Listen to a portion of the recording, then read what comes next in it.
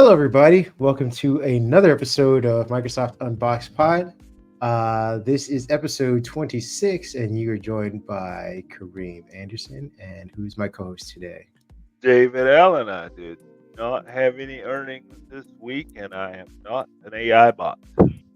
I ask every week who's my co host. Like, people are going to expect somebody different. It's David every week, ladies and gentlemen. So Yes, disregard when I ask that question. I'm Just not. I, expect it. I, I'm not going anywhere, guys. I'm sorry. Love me, hate me.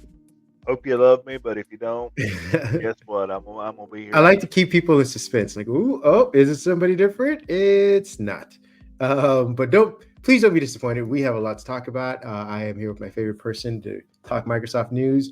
As David alluded to, we're going to be talking about earnings this week. Everyone's posted theirs. We had quite a few actually last week that we didn't cover because, well, we just didn't.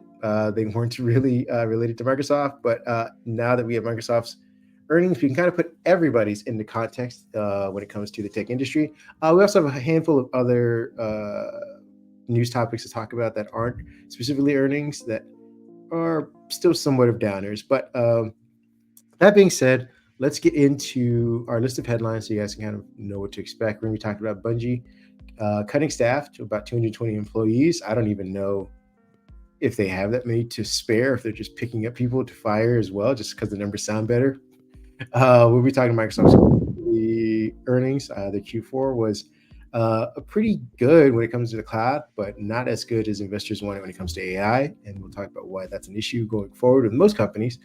We're talking about Canva buying up another company to add to his portfolio, why that's a good thing, and starting to lead down a potentially bad road if it keeps setting precedent.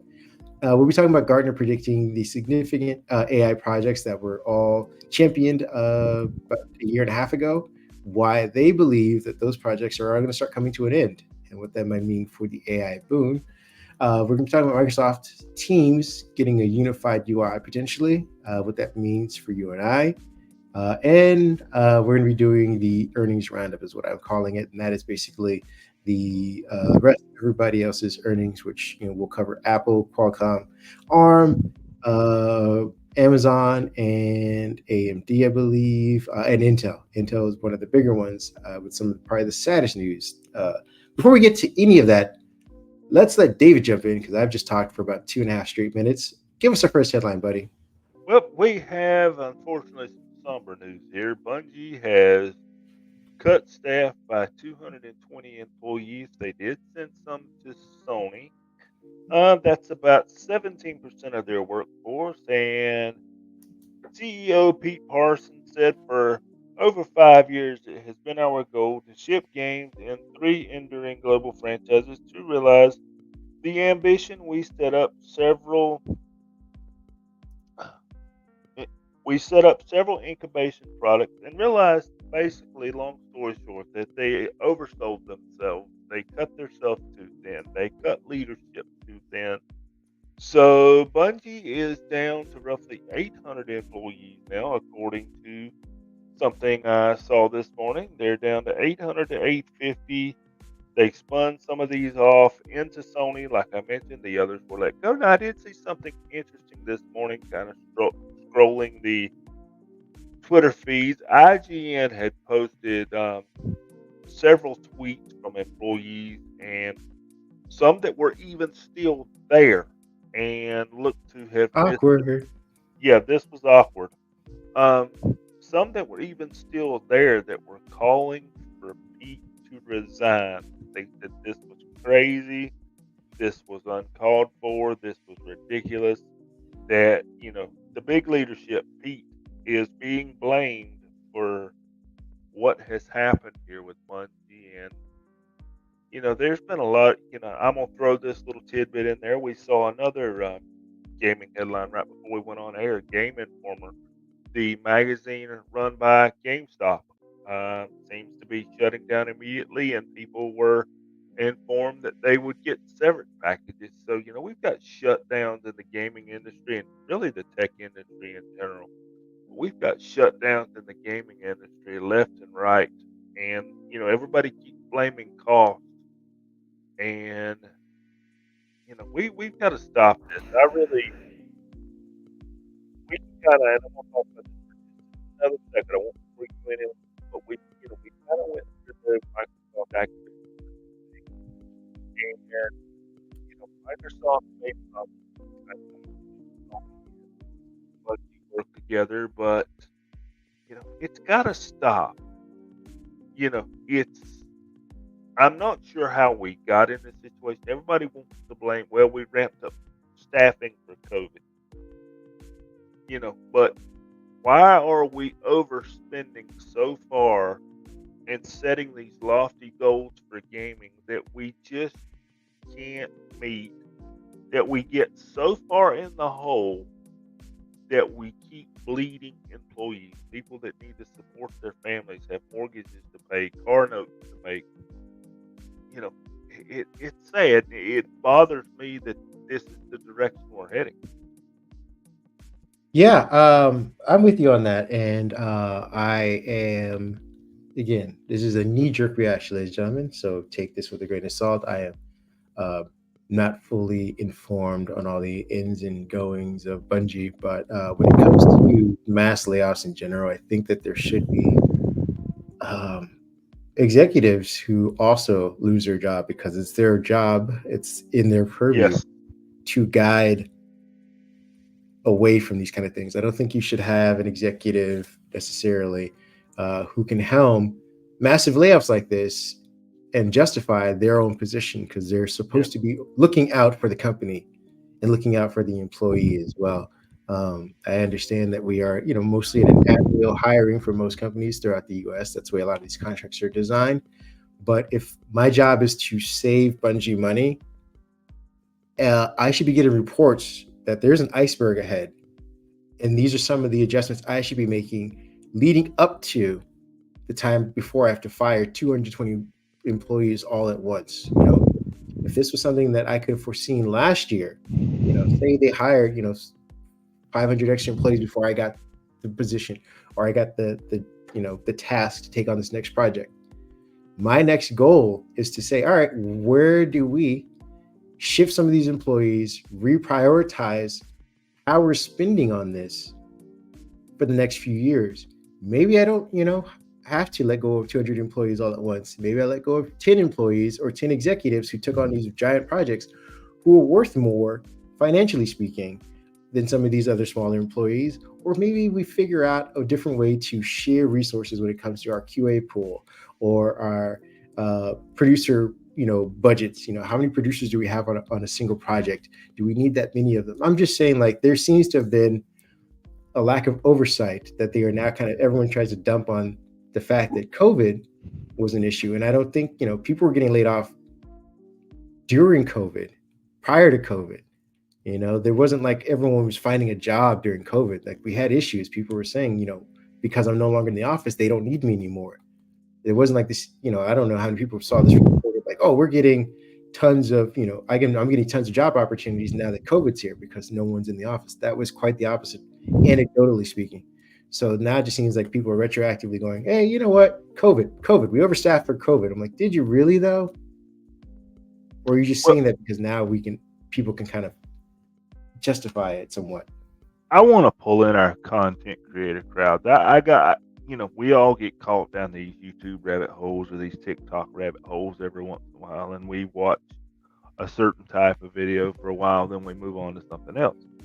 Well, when I've been watching these earnings and these layoffs, I've been checking out some of these people that vlog the day in the life of their job. And there's day in the life of a software developer at Microsoft, day in the life of somebody at Google, etc. Now, hold on, hang with me here for just a minute. But what I see are these nice offices, these nice buildings, fully staffed kitchen, coffee makers, snacks on every corner. I don't see a whole lot of employees in these videos. You don't see feet walking around, and you see a lot of workstations that the room is empty, and the person doing the vlog is really him or her and two or three other people. So it crossed my mind. I'm older, I'm well into my 40s. There was a time that you took a lunchbox to work, that a cafe or a kitchen at your job and all of these refreshments and employee perks were not part of it. Now, I'm not saying go yank all this stuff out and take away the employee perks, but maybe somebody needs to sit down and look at internal services. If we cut back on some of this stuff and let the employees know it, I think some employees would would rather cut back on some of the perks, maybe change the working environment, smaller buildings, or repurpose the building in some way, make it a cheaper place to work, but they keep their jobs. You know, that Yeah, that no, was that was something that got me, because some of these kitchens that they were showing, I'm like, they're spending, that first thing that comes to my mind, they're spending thousands of dollars a day to feed these people. Now, don't get me wrong, some of it looks like a high class hotel, and I'm not saying the employees don't deserve it. But I think if you ask the employees, hey, can we cut back on this a little bit? Maybe you bring your water bottle and some sodas if you want them, and we'll have some snacks, you know, and you can keep your job. I think I know the answer to that for most people. no, I agree with you to a certain extent. I also feel like this is sort of a talking point of the executives, though, because it doesn't address the millions that True. executives get in bonuses. I mean, we say you look at your snack department, you look at your refreshments, you look at all the perks, and then you calculate that against the executive who, granted, they have a lot on their plate, but is it worth 10x the assistant producer or the Hmm. writer or the engineer or the developer who's working 14 days straight to meet a deadline? Is it 10x that what that employee is doing on a daily basis? I don't think so. So I think we also need to take into consideration, like, hey, maybe instead of giving you 10x the bonus for a job well done on Call of Duty or whatever the previous game is, you get a 2x bonus and everyone else gets a 1x bonus, instead of some people getting a 1x bonus and you getting a 10x bonus and then saying, all right, you guys need to bring in your own sodas to make sure you keep your jobs. If you only got the 2x bonus, that's 8x's of refreshments, perks, healthcare, paid family leave if that's something that they want to provide for their employees, daycare, all these other benefits to keep employees there, to keep employees happy, and to make sure that everything still functions at a level that is sustainable versus, all right, well, we keep giving this guy 10x, and now we have one project that didn't do well, fire 85 people because we need to keep this one guy at his 8x or his 10x bonus or whatever. I agree We're with getting that into the too. weeds on this, Yeah, we are. but we're going to be talking about more along the lines with our next topic, which is Microsoft's quarterly four earnings. Those came in. What was that? Tuesday, Wednesday, one of those days. I wrote about it. I should probably know about the specifics, but sometime this week, Microsoft reported theirs. And the takeaway, if you were online and you were just a curious reader via the Twitter or Instagram or whatever, was that Microsoft lost a ton of money. So you're probably thinking like, hey, Microsoft posted the quarterly earnings and they lost about $100 million, $100 billion, $100 billion in stock value. And you're like, well, that must have been a really crappy earnings. In fact, it wasn't, ladies and gentlemen. The numbers were pretty good for Microsoft across the board. They had some drops in hardware and devices, which seems to be an ongoing trend, and could have led to investors saying, you know what, give up the Surface devices. They are just they are dragging your portfolio down. But other than that, it seems like everything else they delivered on. We're going to get into why after hours trading was so bad for them after I give you some of the details. According to the numbers, Microsoft brought in about $56.2 billion in revenue, and that's on about 20 of that, 20.1 billion was net income for the company, which is pretty good. That's a rise of about 8% when it comes to revenue and about 20% when it comes to net profit. So doing great year over year. So last year they did pretty well, and they were applauded for that. This year they did even better. When it comes to the specific departments, the businesses that they have their business processes, which is, uh, you know, basically their Azure, some of their Azure services, and commercial products. Office commercial products brought in increased their revenue by 12%. So they are giving more of a product to everybody. Office consumer products and the cloud services increased about 3%, which is up about 6% if you're constant currency counting. Microsoft 365 subscribers grew to about 60.7 million, which is pretty good. I remember when we used to talk about the numbers being in the 30s, so they've managed to keep that going. LinkedIn continues to be a benefit to the company after that purchase. They are up about 5% in their revenue, so they're humming that one pretty well. Dynamics products and cloud services revenue is up about 19%, which is another big gain for them in the quarter. When it comes to intelligent cloud, again, this is all the stuff that is server related, and this is where Azure kind of stretches its muscle. Server products and cloud services revenue increased about 17%. So, like I said, pretty good. And that was driven again by Azure and the other cloud service revenue growth, which was an additional 26% for the company as a whole. Personal computing. This is all the stuff we like to report on, all the fun stuff like Windows and Surface and Xbox and things like that. This is the more convoluted / bumpy return that people got to see. They were up. Their total was about 13.9 billion, which is unfortunately a decrease of about 4% from last year. What we saw was, ironically, the last 2 quarters there was a slow increase of Windows OEM revenue increasing. That seems to have been flat, if not decreasing, about 12% for this quarter. So for whatever reason, companies just weren't buying as many Windows licenses as they used to, or they were expected to. Devices, which is the big weight or the big anchor on this company right now, the revenue decreased by 20%, which is down from last year, which was also, I believe, somewhere hovering about 18%. Windows commercial products and cloud services revenue did increase, but only about 2%. Search and news advertising, Bing's still a thing. Excluding traffic acquisitions, cost increased about 8%. So they are beefing up Bing a little bit more than they are bringing in at the moment. Microsoft returned about 9.7 billion to shareholders in the form of share repurchases and dividends for the fourth quarter. With all that being said, the reason why Microsoft saw about a 7% slide in their stock evaluation, like I said, totaling almost $100 billion, was because they are spending a lot for AI. And now investors are saying, what's become of that? Microsoft, and I believe their investors' call said that they're confident they're going to continue to spend on AI.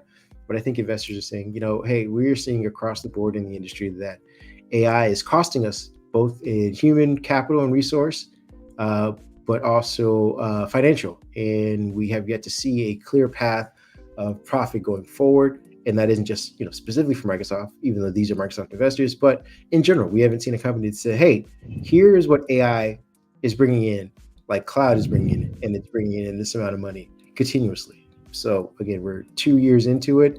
That seems to be the question. I will add one more note and then I'll let David jump in. The Activision Blizzard acquisition seems to be paying off almost immediately for the gaming division of Microsoft. And it's, basically obfuscated the fact that Microsoft is still losing on hardware. We are year 5 into the Xbox X Series S and X life cycle, and it is trailing obviously Sony behind by a lot. I think it's trailing even the Xbox One at this point, are pretty sluggish sale.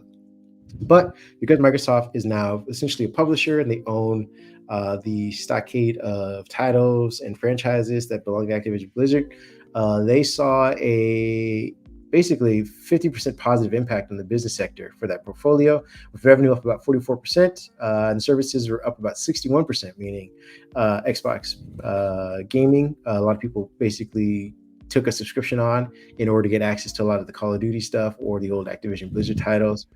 But like we said, Xbox hardware was negative 42%. So for as much as Activision Blizzard's doing, the hardware division seems to be doing more to chip away at that. And again, that also includes leftover stuff from the HoloLens division as well.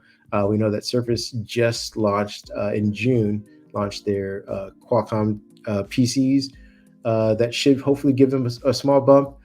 We know Intel is going to be scheduling to release theirs next month in September, so maybe I'll add to that as well for whatever Qualcomm doesn't pick up. What are your thoughts on everyone saying, what, great earnings, everybody, but what about AI? I don't think we know what AI is going to do yet, and I don't think we know how businesses are going to leverage AI yet. I think there's still a lot of companies out there that are watching. You're I've noticed just in this week, paying bills and helping people, that a lot of your customer service are basic AI bots, or even, AI bots answering phones and trying to direct you or take care of what you need. I have seen some, personal changes in some of the places that I deal with in the last few months. But I think companies are watching, what is AI going to do? What can we use it for? And I think there's a little bit of a wall there, a little bit of a gray area where Microsoft, Google are saying AI does this. Here's an on stage demo. But I sense that some companies are struggling of how to adapt it into their workflow. I've just got a feeling there, and that they don't know what they need. When you buy a PC, it's plug and play, pretty much. When businesses buy Office 365 licenses, they're plug and play. I think something has been introduced here that breaks the current, well, it doesn't break it necessarily. It alters the way we get info. It alters the way we process info. We're not just going to a search engine. And companies are wondering, okay, how do we use this? What does it cost us? And is the juice worth the squeeze? Do we get what we need out of it? And can we get what we need out of it? Is it a one-time use thing, or is it something we use every day? Do we need to hire an employee? Do we need to hire employees, to do this? What about integration? Well, we need it integrated over here. What's that going to cost us? Is Microsoft going to make it easier? Are they going to give us an API? I think, companies are still waiting to see. Now, Microsoft, Google, Amazon, etc., we've talked about it on the pod before. AI, everybody rushed out. Hire the people. We got to get it. We got to get these language models going. We got to get these partnerships going. I think for the sake of earnings, we went too quick. Microsoft bleeding money on AI. Google's bleeding money on AI. Amazon's bleeding money on AI. They're waiting almost like at a lunch line. Please buy this plate of food. Well, what's on that plate of food? What can it do for me? No. Don't look at the plate of food. Just buy it. Yeah, Trust us. and there's a trust thing there. If they want to be trusted, and I don't think businesses they're watching with interest. I'll go that far. They're watching with interest, but I don't know that it's going to be adopted with the hope that Microsoft and Google, and that came with this rushing speed, that they hope they're going to get it back. They're going to get that investment back in 5 years. I don't see that. Yeah, we'll talk about kind of the reality versus the marketing pitch for AI a little later when we talk about Apple's earnings and kind of what they're doing that's potentially going to disrupt a few things in both good and bad ways. But I will let you talk about Canva. Yes, please. The next few Canva minutes. is one of my favorite tools. Canva made another investment this week. Boy, that talk about people spending money. Canva has been on a buying trail here. They have bought, This I is a bit believe more it's, tangible, though. yeah, this I got a good feeling about.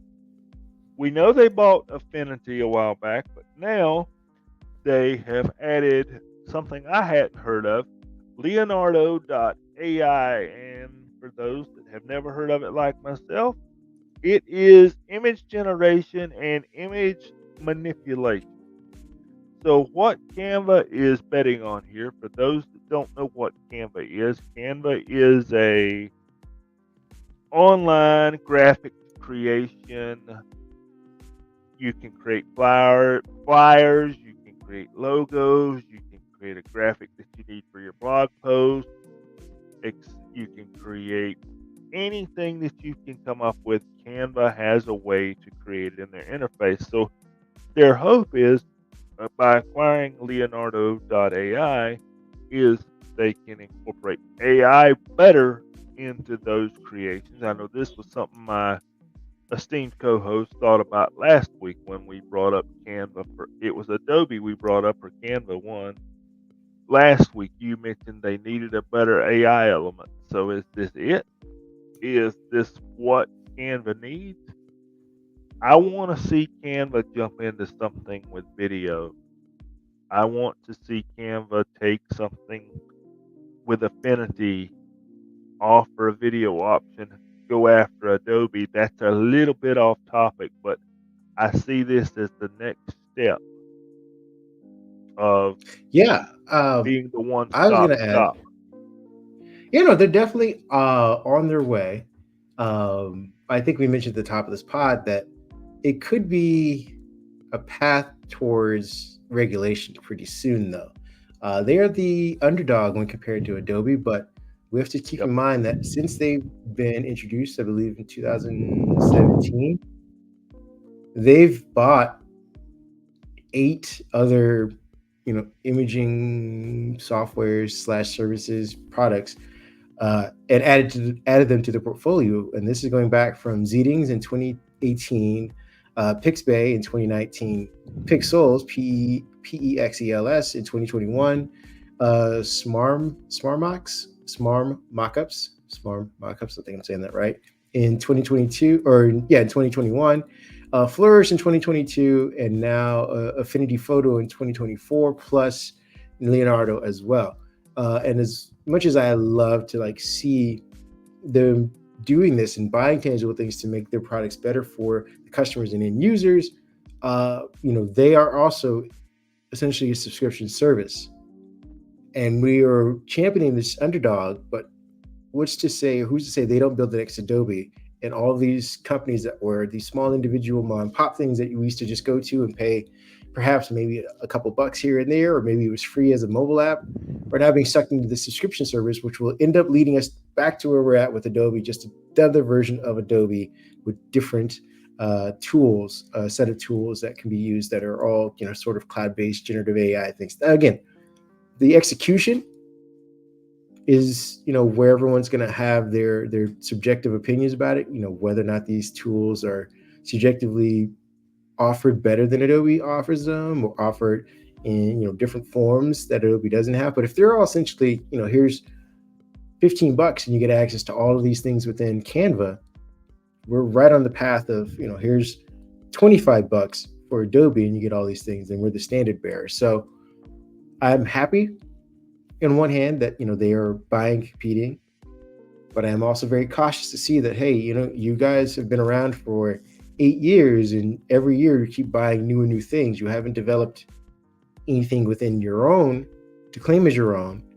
And you're, at the end of the day, taking things off the board for people who only need one or two things. Maybe people don't need the marketing aspects of Canva. They just wanted the text to generative AI of Leonardo because they didn't want to pay for Midjourney.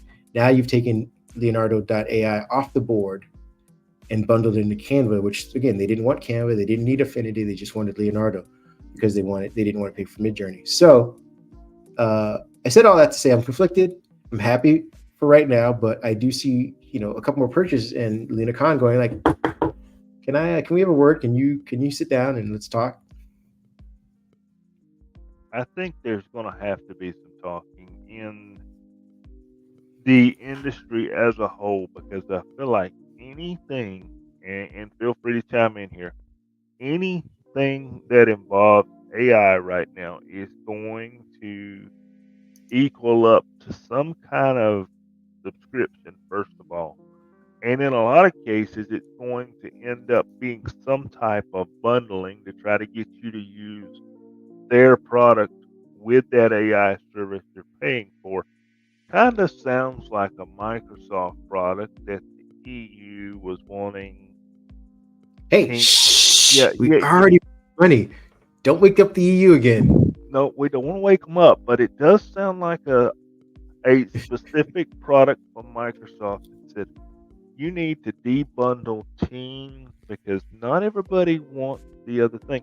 Now, we're going to see, does the same concept apply to other companies as they continue to bundle AI and services together? And if they don't give you just AI or just the service, what do these regulatory bodies have to say about it?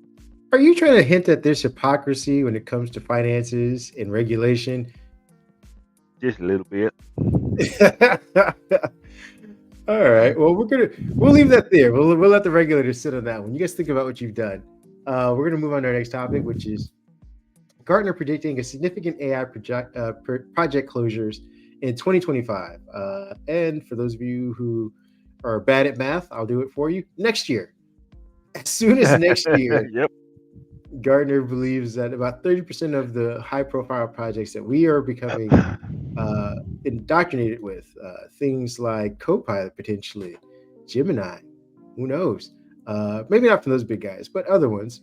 And I believe our last story with about Canva and Leonardo.ai is probably one of those things. You know, who knows if Leonardo.ai would have sustained itself or lasted in the next year as more text to image kind of generating tools become sucked up into these bigger projects. But anyway, on the Gartner's predictions, Gartner writes in their latest press release, and again, this is an analyst firm, so you know they have their finger kind of on the pulse of certain things when it comes to tech. They are saying that, I'll make sure I get it right, at least 30% of generative AI, Gen AI projects will be abandoned after proof of concept by the end of 2025 due to poor data quality, inaccurate risk control, escalating costs, and unclear business values. This seems to be the theme of our Of this podcast podcast. is right there. We should have just called it Yeah. unclear business value. Maybe I'll change the title again. It should be unclear business value because this is what we're hitting. Microsoft got hit for their stock thing. Rita Salman, Sallam. I apologize for mispronouncing that. The distinguished VP analyst at Gartner spoke to a group of attendees at the company's analyst summit in Sydney, Australia this week and discussed the elephant in the room when it comes to AI and the material benefits that customers are supposed to be getting, which will then turn into tangible profits for the business ventures and for investors. Quote, after last year's hype, executives are impatient to see returns of Gen AI investments, yet organizations are struggling to prove and realize value. As the scope of initiatives widen, the financial burden of developing and deploying general AI models is increasingly felt. So not only did companies basically introduce to investors, hey, here's our new honeypot, here's where we're going to start making a new way to make money is AI. And they've also gone and said, hey, keep giving us money and we'll keep growing this pot. And investors said, all last year, sure, here's the money, take it, grow that pot. And then when it came time to write checks and cash out, the investors, all right, where's our money? Where's the pot at? What do we put it into? And now companies are just saying, we're still growing that pot. We're still figuring it out. We're not getting enough data from people. And we're going to need more servers in order to get exactly where we need to get. Right now, we just have a small sample size. We need a much bigger sample size. You know who these generative AI developers sound like? They sound like every scientist in a movie who says they need funding and they will do anything for funding. We just need more funding and we can solve all the world's problems. And when people give the funding, they say, we just need a little bit more, just a little bit more. Kind of a crackhead. Is it that, or since we're in 2024, is it a campaign manager? I think you're on to something. If you want to expand on that, go ahead. I'll give a few more details after this. After you You go ahead. know, my friend here is right on target. I can't say it enough, and I don't want to repeat myself. I agree with everything he just said, and I think the ending here is kind of what I mentioned in the bungee process. You mentioned, throwing money into a pot. Well, you keep throwing money into that pot, you fill up one pot, you get a bigger pot. Eventually, you stop getting bigger pots, and you've spent all this money, and you've got nothing to show for it. So then you've got to turn around and say, all these people we hired on these projects that we thought this pot was going to produce money for, you've now got to leave and go find another job. So I'm concerned as a consumer, not somebody who is a tech analyst, a tech reviewer. I hit this Copilot button on my PC many times a day. I'm going to wear the cover off of it because Kareem and I understand what it can do. But I think businesses are out there throwing darts at the wall with the investor's pot over here, holding it in their hand. We've got it. Throw a dart up. That one hit. Up the next one. That one hit. That didn't hit. Well, how many misses are investors going to give? And I think I we're getting mean, ready to start finding that out. I agree with you. Based on this report, when it comes to dollars and cents, some companies are committing upwards of $20 million on deployment alone for these AI projects. $20 million, ladies and gentlemen. Not to mention initial investments that range in the billions, and that includes, just for an example, handling retrieval augmented generation, RAGs tools can cost up to $200,000 per user estimated cost. So anytime anyone uses that generative project, and between 250 to $600 more with complex AI solutions, which again adds to that $20 annual company bill that you're investing in these AI projects. Now, for the return on that, I don't know any sort of subscription model you're going to have that will quickly recoup all of that. Quickly being the You're key word. Yeah, exactly, because this isn't the days of the start of Netflix or Amazon where you could just burn through money because you had an infinite audience. I believe investors are becoming a bit more keen, or at least not keen, but necessarily skittish when it comes to, projects of this nature, because we just kind of went through the Bitcoin thing, and that came and went pretty quickly. And I think some people are starting to say, hey, you know what? Maybe we don't give AI another 3 or 4 years. We need to start seeing some return for this $20 million we keep investing annually. Now, with all that being said, she said 30% of the AI projects, which means there's still 60% or 40 or 70% of AI projects that will be continued on, and we'll just see how long those go. If they're discontinued in 2026, perhaps, who knows? But with that being said, we're going to move on to our next headline because we still have a chunk of sections to get through some other quarterly things. We're going to be talking about Microsoft Teams getting finally a cleanup when it comes to the chat UI that it has. We know that Teams is kind of, it was a pretty good solution when it comes to Slack alternative. Now, granted, if you ask people anecdotally, some people will have good experiences, some people will have bad. I think some people prefer Slack. Maybe it's just history or familiarity with it, but there are some people who do prefer Teams. Unfortunately, Teams has gotten a bit convoluted, and the way that they've kind of done the new UI, or the most recent UI, has put a lot more focus in the chats, which means the channels have been kind of left to falter, but the UI is still there, which means it's also cluttering up the section. So it seems like some people are testing out, or at least internally, a new version of Teams that will clear up that and basically unify that entire section. So you won't just have a bunch of open channels that nobody's accessing, plus all the chats that you want to see when you have to go into a different section for chats in order to do real discussions. Quote, our new experience brings chats and channels together to get you to what matters faster, said one of the executives when they're talking about this internal Microsoft Teams version.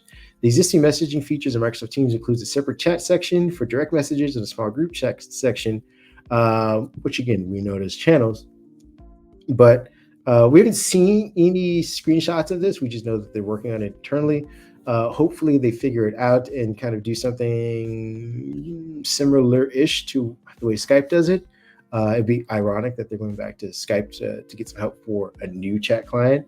But anything to make Teams more usable and more user-friendly, so we can have less horror stories about Teams would probably be appreciated. What are your thoughts on that? I like this. I hope we clean it up, and I find it interesting that maybe this is why the Skype brand refuses to die. Maybe Microsoft is seeing something in the consumerish workflows of it and statistics that consumers like it. So maybe that's why they haven't killed it. Maybe we right here on my desktop I've got the Teams for consumers and the enterprise teams that we use. They did combine those recently. So why not try something different? And I'll go so far as to say I wouldn't be completely against Skype accounts being able to sign into Teams here and have one cohesive place to communicate, exchange documents, exchange files, and let companies choose whether you get the Skype sign in or not, because of course that could lead to some personal conversations and whatnot. But I think this is a good idea. As far as Slack goes, I do use Slack. It's not perfect, but I do think there are some things that Microsoft could take on that. Slack is a very lightweight interface. It's a very quick interface.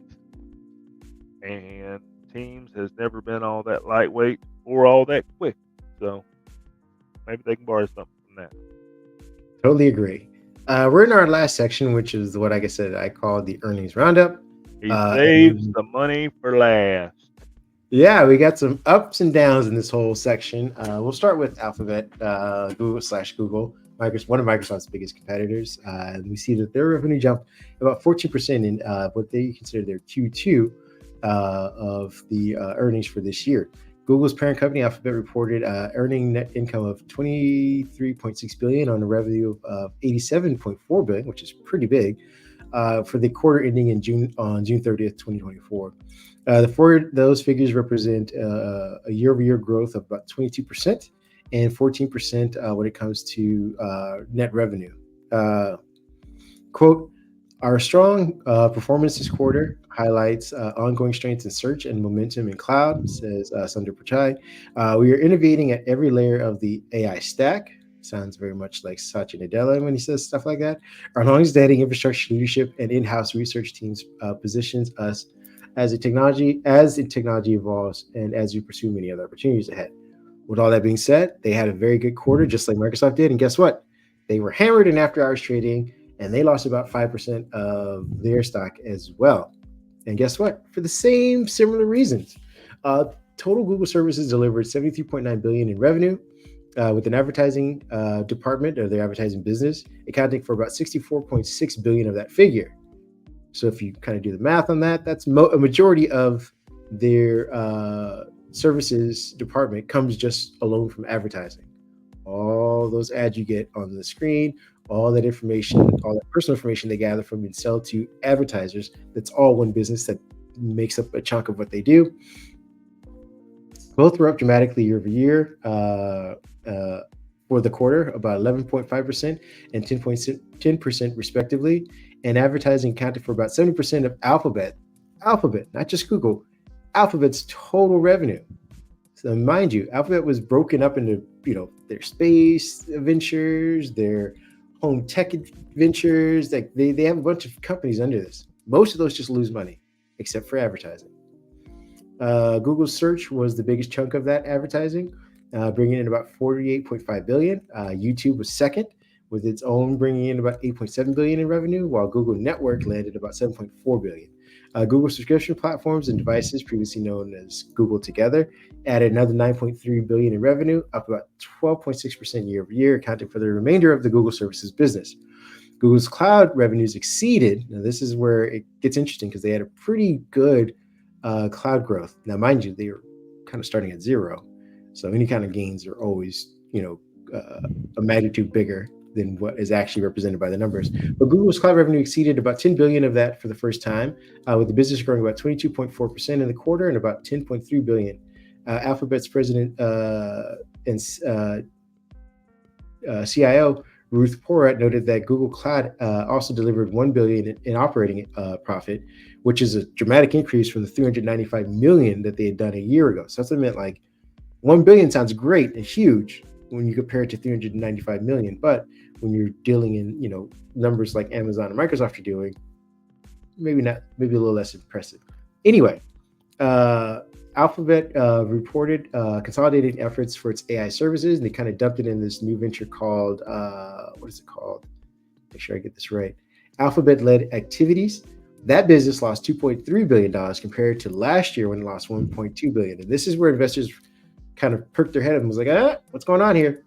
But, they justified it the same way every company's saying, like, we are investing in the future, so just keep giving us money. But again, the numbers are backwards. Last year, 1.2 billion in loss. This year, 2.3 billion. If we keep giving you money, what do we get next year? 4.2 billion? Who knows? And this is why their stock was hammered. What are your thoughts on them? And then I'll get to the next couple companies. I think it's just going to be the trend until we get this AI thing figured out. And I think Google and everybody's trying to figure out how much are investors willing to give, and how much investors are willing to give, and how much of a risk they're willing to take is how far we're going to go. Yeah. When the investors start pulling back the reins on this, just like when Amazon did the Fire Phone, and that's something that comes to mind. That failure of a product. Rest in peace. Investors supported it. They threw money at it. But as soon as investors pulled that money, project is over. And, that's something we got to watch for. Yeah. Speaking of investors throwing in money, AMD saw a nice increase. They are the number 3 talked about company as of right now when it comes to chipsets. They were number 2 until Qualcomm decided to step into the room.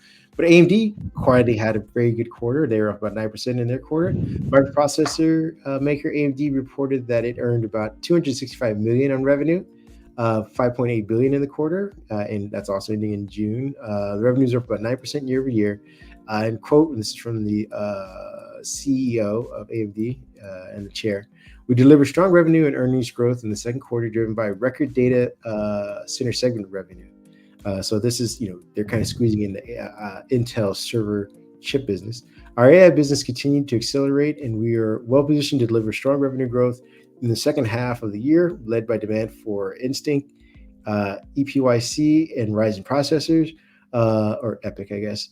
The rapid advance in AI, generative AI, are driving demand for more compute in every market, creating significant growth opportunities that they delivered on AI leadership across their business. They just announced, I think, is it just now, their new NPU-led AI processors for PC. So again, when they get those on the shelves, I believe, starting in September, that will also help increase for them. But again, I think they're seeing, and they're at least eyeing the market when it comes to servers, which is bad news for Intel, which we'll get to in a second. ARM revenue jumped about 39% for the quarter. They were up to about 939 million when it comes to that. They earned a net income of 223 million on that 939 million in revenue. Again, year over year, that's about 112%. So they have seen a big uptick when it comes to people using their processors, both in mobile and on desktop, it seems like. We're also seeing Qualcomm, because again, ARM and Qualcomm are technically separate. Their revenue was up about 11% to about 9.4 billion. They earned about a net income of 2.1 billion on that 9.4 billion revenue for, again, their quarter ending in June. They were up about 18% when it comes to net income, and about 11% when it comes to revenue, and that's year over year. They also are expecting to see more increases later in the year, as well as next year when they start to introduce more advanced chips as well. At least that's what they said in some of their earnings. We're going to get to Apple and Amazon, but I just want to know what you think about chipset makers kind of cashing in, and what's your thoughts on Intel? Because I glossed over, but I know you want to get into it. Intel is a mess. I'm gonna say that up front. It kind of goes back to the investor thing. Um, I'm old school. I remember the first Intel AMD chip battle and everybody watching and hoping that Intel had finally met its match. Long story short, Intel comes up with our better, what was a better chip back then, kind of starves AMD off, and AMD goes away for a few years. And then they start coming back with these lower end Ryzen chips. Oh, that looks like a Core i3. That looks like a Core i5. That looks like an i7. Well, look, it performs and it's cheaper. The gamers like it. So suddenly they've got something. So Intel goes back to the board and says, "Hey, we've got to come up with something too." So they start pumping out, the better i5s, the i7s. I think it started about, for me, about 12th, 13th gen maybe. And then that whole efficiency thing showed up.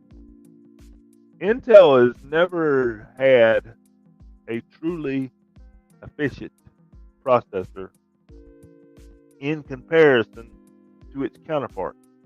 And when Qualcomm entered the stage with these Snapdragon laptops, these lovely things, and you give us 12, 13 hours of battery life or more, and we're not sacrificing a whole lot in the way of performance, you start looking at Intel a little differently, and it makes you wonder how many rounds of lab prototypes and billions of dollars have been put into trying to do what AMD and Qualcomm have done.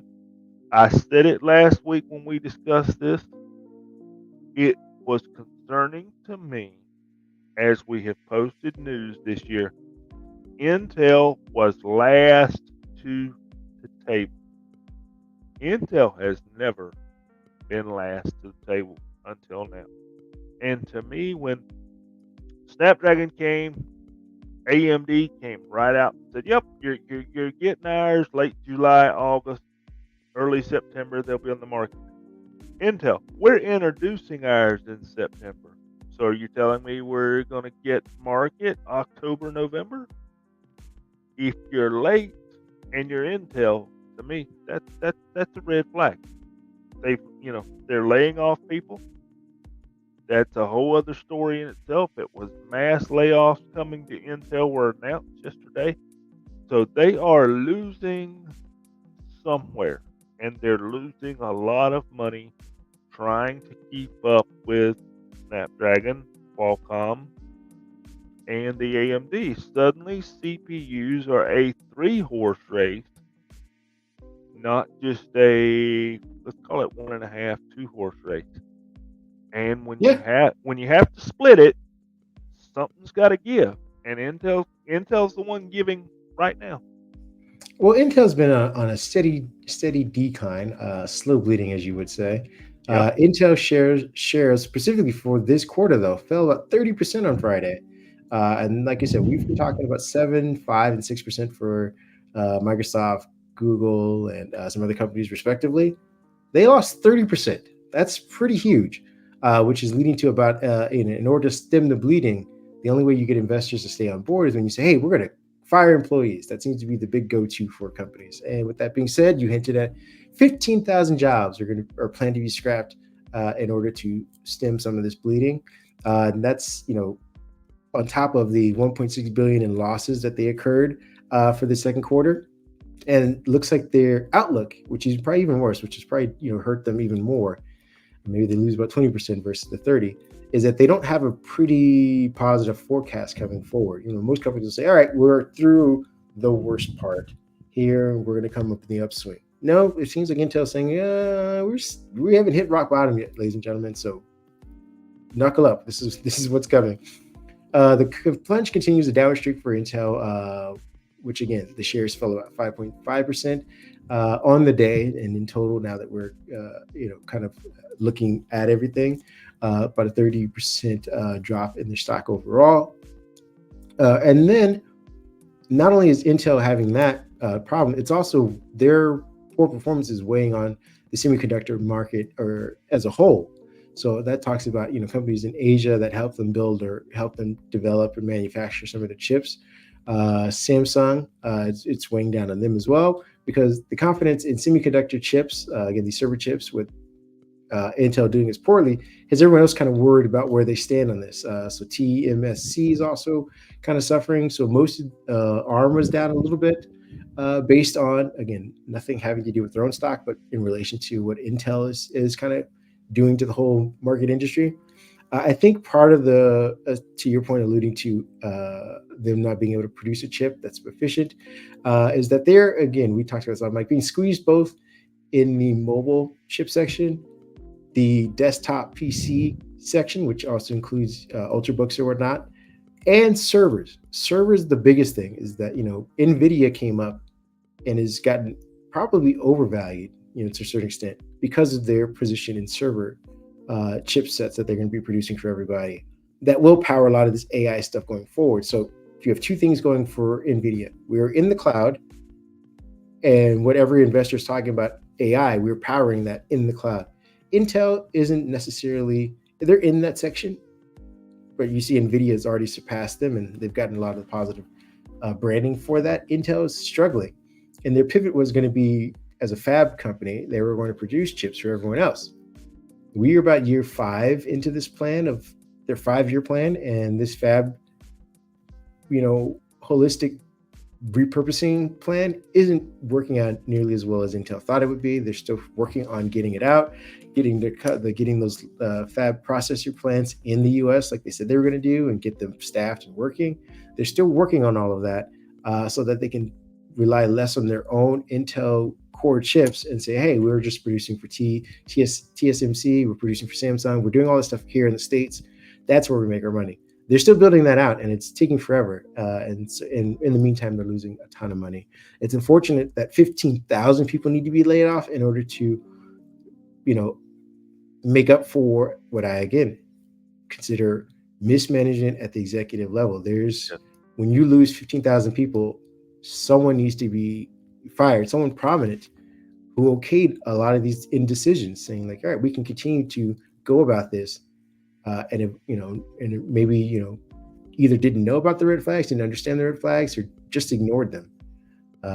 15,000 people are a lot of people who are going to be falling into a work environment where their neighbors are also being laid off from other companies as well. And I don't see that being very positive for our U.S. economy, their lives in general.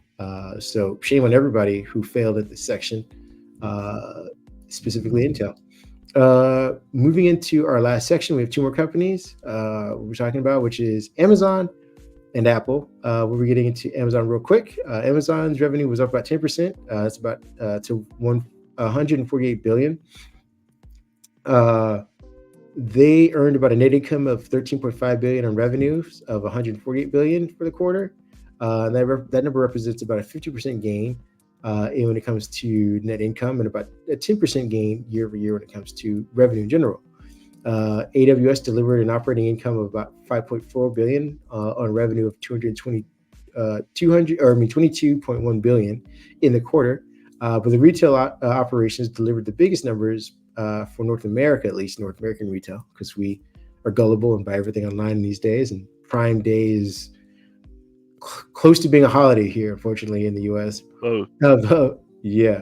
Retail operations posting about 3.2 billion on revenue of 82 billion. So we shoveled 82 billion their way this quarter, while international added a net loss of 895 million on revenue of 29.7 billion. So I'm sorry to say it, ladies and gentlemen, I think the international community has it right.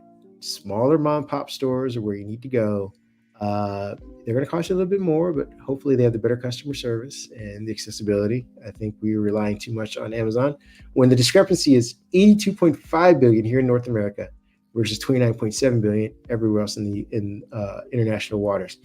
Breaking down its retail operations, the online store delivered $51 billion in revenue. That's about down three, but I mean it's down about 3% year over year. While the physical stores added 4.9 billion, and that's about up 7%. And third-party sellers, they grew their third-party sellers business or services about 20% to about 29.8 billion. Amazon's consumer subscription provided 9.7 billion in revenue. That's up about 17% because they keep raising the price of Prime on us. And Amazon's advertising business saw the biggest growth at 23%. That's about 9.5 billion. Again, they took after hours hit as well because AWS, as successful as it's doing, they are spending more to build out their AI sections of that. AWS as a whole, as a cloud services, actually did well. I think they had 30% margins for the quarter, but because they're spending and bleeding for AI, investors are saying, "Hey, we're a little bit weary." Plus, there was a report, I believe, and I don't think we ever really covered it, or maybe we did. I think we did last week about their hardware taking such a big hit over year for the last 10 years. So combine the losses in hardware and the losses in AI, and investors are saying, all right, enough Amazon, focus on what you do best. Lastly, we have Apple, and then you can kind of round up the last of this podcast. I'll give you the final words on this. We have Apple's earnings up about 4.9%. That's to 85.8 billion. Apple just prints money at this point in time. Their net income is of 21.4 billion on 85 billion in revenue.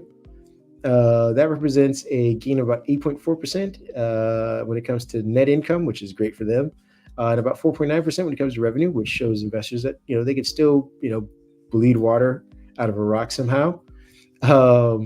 But it's still a drop off when it comes to iPhone sales in China, which is kind of a big hindrance for them. They thought they'd have a lifeline in China for a lot longer than they're getting out of it. I think this all started about 7-8 years ago. The iPhone remains Apple's biggest business, of course, but revenues for that fell slightly year over year, about 39.3 billion from the 39.7 billion that they were last year, which is interesting. So maybe people are just figuring out, I don't need an iPhone every 2 years or even 3 years. That was still enough to account for about 45% of Apple's direct revenue, though. So Apple iPhones still account for close to 50% of the business, not entirely. They've done a pretty good job of shifting from the iPhone solely to the services. Apple didn't break out iPhones specifically, like which ones are doing well. But again, revenues in China fell about 6.5% to only 14.7 billion for the quarter.